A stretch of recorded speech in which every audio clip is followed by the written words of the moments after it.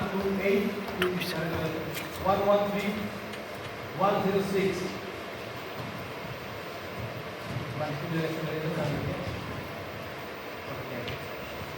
এই চারজন আমাদের জানতে আছি তাদের তারা আমাদের সাথে এবার হাসন স্যারের ঢাকায় কল ওয়েটিং আছে বাকি তিনজন সিলেক্টেড হয়ে যাবে।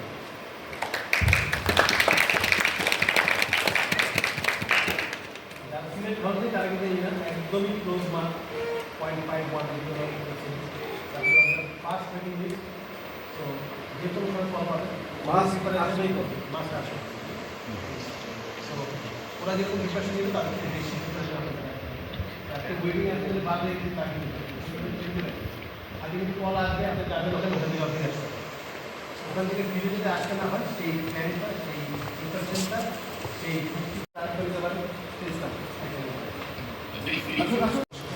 তাহলে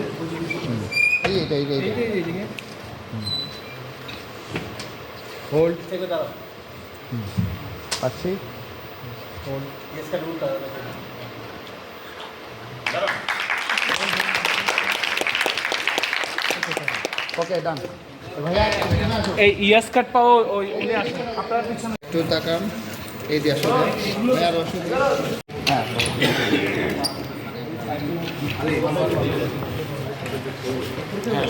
ফাইন ফাইন এবার অন্য মনে আবার তুলো সাত সাত ছয় সাত মাসুদ ভাই ছিল থ্যাংক ইউ সো মাচ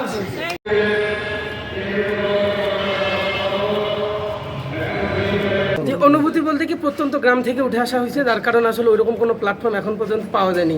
আমার যে ভিতরে হিডেন ট্যালেন্ট আছে আমি যদি একটু প্রকাশ করব এরকম কোনো সুযোগ আমার কাছে এতদিন ছিল না। তো এমন হতে পারে যে হচ্ছে এটাই সেই সুযোগ যেটা থেকে আমি সমগ্র বাংলাদেশে আমি আমার প্রতিভাকে ছড়াইতে পারবো। আপনারা শুধু দোয়া করবেন।